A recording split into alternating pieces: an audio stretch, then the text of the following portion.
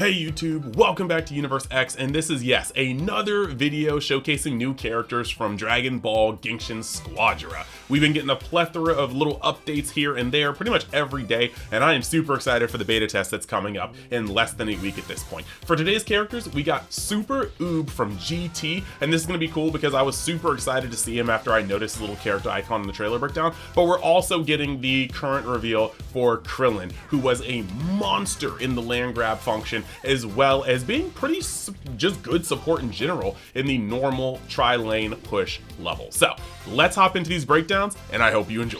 All right, so we're gonna start with the new character first, since the new character was revealed first, and let's hop into it. 12. Goku made me strong. Yeah. So I could make things right. So it is GT Uub, that's tight to say. All right. Okay, so sometimes he has the swirls around his head and sometimes he doesn't. I won't lose. Okay. Oh wait, it got bigger. Alright, we gotta see what's that. Now to finish you off. I'll give them a fight they'll I mean, the animations definitely remind me, but I want to know what it does mechanically. Okay, so let's see. Super Uub, make use of Cyclone. He's damage, and that makes sense. It looked like all he did was like push damage. Make use of Cyclone to power up your rush and super attacks. Keep doing continuous damage and break through the enemy's front line. Alright, alright. Alright, passive Cyclone Stream. Gain Cyclone when you activate certain skills of your super attack or your super attack. Deplete Cyclone when performing a rush attack and gain an additional attack. Okay, and then Cyclone will gradually deplete over time. So it's a gauge, and I guess that's why the Cyclones were getting bigger and bigger and bigger, and then you can deplete it by using rush attacks. I mean that's tight, that's tight. Oh, see, yeah, that's Cyclone level 1, okay. And you get it again, okay, and you hit him again, and it's Cyclone again. Okay, so it gets much, much stronger. So you got Rage Barrage as a skill 1. Fire multiple energy blasts that fan out in a targeted direction. Gain Cyclone or an unactivation, and then gains additional Cyclone when enemies are hit. Can move while using this skill. So gain it. Alright, that's tight. I'm here for it. And then we got skill 2, Brutal Buster. Generate a shockwave around yourself. For a set time, rush attack speed will increase, and the range of rush attack in skill 3 will increase. You will gain the no attack obstruction effect. I'm guessing the no attack obstruction effect means that you can shoot through walls. That sounds pretty awesome. But this is so far as the skill that doesn't generate Cyclone. So you want to make sure you have a fair amount of Cyclone when you use this, right? And yeah, and it increases rush attack, which will deplete your Cyclone faster. That's pretty cool, though. That's pretty cool. Alright, and then we have skill 3, Shooting Chaser. After dashing in a certain direction, fire energy blasts at enemies in the area. Gain Cyclone when you hit enemies. Alright. And then the super attack, Cyclone Burst. Expend all stored Cyclone to unleash a huge energy attack in a certain direction. Damage increase based on Cyclone amount at activation. Gain Cyclone when you hit enemies. Enemy heroes below a certain amount of HP when hit will be inflicted with the candy status. I don't know what the candy status is. Let's see what this animation shows. Yeah, you deplete all your Cyclone. That looks cool. And he gains gain Cyclone when you hit enemies. That's tight. And then he turned to a giant sundae. So I'm guessing like maybe when you walk into it, you can heal.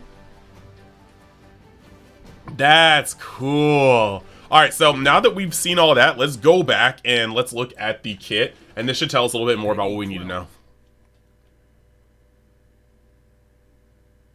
We're here for it. Made me strong, so I could make things right. All right, so right here you have him hitting, and then you see him right there gaining Cyclone after using a skill, and then just shredding, yo. That was his dash and gaining Cyclone. This is Brutal Blast. Yeah, okay, so that's tight. Look at him just gaining Cyclone, and then he gained it to max level and expended it. So it's got 3 as a max level. I'll give them a fight they'll never forget. Alright, cool. So, I mean, realistically, Uub just seems like a pretty cool shredder. I do want to see how this plays in person, and management of your Cyclone obviously seems to be the strongest part about his kit. I'm happy for this. This looks pretty tight, even though I'm not really a GT fan. I am an Uub fan, and to have this like cyclone-based like damage DPS seems pretty cool. So I'm excited to see what's up with this character. Next, let's move on to the next one. Are you liking the video? If so, like the video, and maybe even subscribe if you want to see more Gekishin Squadra content. Either way, thank you for your support.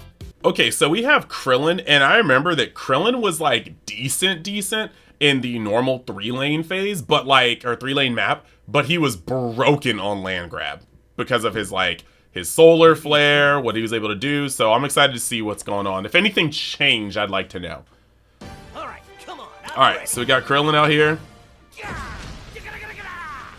I like him and Piccolo with the successful blast. 100 times solar flare. Yep. Did you see that? Definitely remember that. Marin's gonna be watching. I gotta show off my cool side. Yo, yeah. It's all over. Sheesh. Okay, he's technical. We already know he's technical. So here we go. Roll technical, blind enemies, and set traps in order and distract them with the Kienzan. Let me see this real quick. This is actually really cool. Yeah, so blind enemies and set traps to obstruct them, debuff your enemies, and finish them with the Kienzan. So, passive technician, applying mark to enemies will immediately lower the cooldown on your skills and super attack. Okay, applying mark to enemies will immediately lower the your cooldown. And we already can see right now that solar flare marks people. Alright, I'm here for it. So, skill 1, place energy blast. Place energy blast that becomes invisible after a set time. When a enemy hero comes in a range, it will explode after a set time. Okay, shrink the field of view and marked are applied to enemies hit by the explosion. So you get hit with the mines and you have a smaller view of your screen and you're marked, which will reset some of Krillin's cooldowns. That's cool. And then what, they're going to turn invisible right now? We never got to see them go invisible. Solar Flare. Unleash a powerful light, applies flash, marking, and all attack down to enemies facing Krillin. This is really cool though, because this is going to open a bit of a skill diff for when your opponent sees the animation for Solar Flare and they dash backwards real quick and then let the Solar Flare animation go off and then go forward without being blinded. This is really, really cool. So yeah, flash marking. Okay, cool. So you're going to blind them, mark them, and attack down as well. Then you've got skill 3, scattering energy wave. Fire a controllable energy blast. When it hits an enemy, hero, or object, or when the skill is used again, it will disperse or drop, releasing smoke. The energy blast will pursue any marked enemies caught in the area. So hitting somebody with solar flare and then immediately hitting them with their scattering energy wave is pretty good.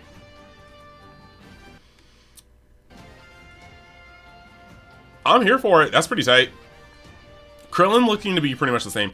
Kienzan super attack.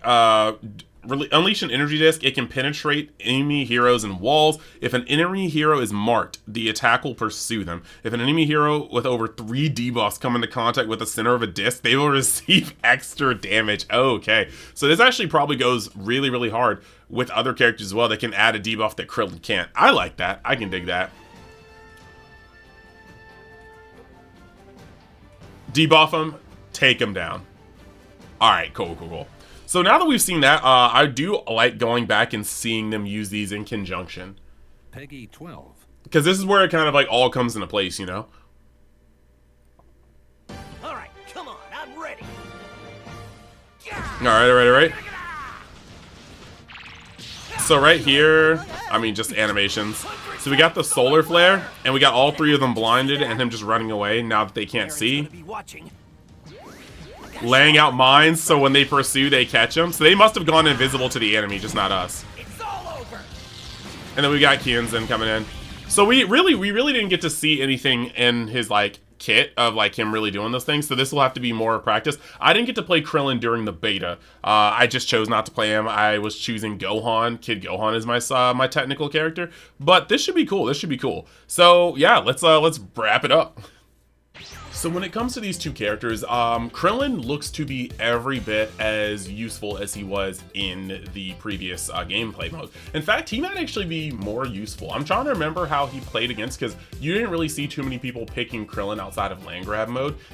But this time, like, the Kienzin looks pretty cool. I do like his disappearing mines. I didn't really see too many of those, so maybe that got tweaked a little bit. The solar flare is annoying, but like I said, I really do like how you can turn your back to negate the solar flare. So it's really going to be about timing and where people are positioned and if they can catch the animation quick enough. So I think Krillin is still going to be a good support monster. I just want to see him be better in the tri-lane push phase, because there was such a huge difference. Like, that character was rarely picked in normal mode, but then he was like a god in land grab mode. Now, when it comes to Uub, we have to really see this guy in play to kind of gauge him, because his kit looks cool, but he doesn't bring any utility whatsoever. He is 100% damage, which is good, but we have to see those coefficients. We really do have to see how hard he's hitting, and if that's going to be enough to justify playing him over somebody that may have, you know, a little slow in their kit, like Goku, who can stagger people, who can slow people, things like that.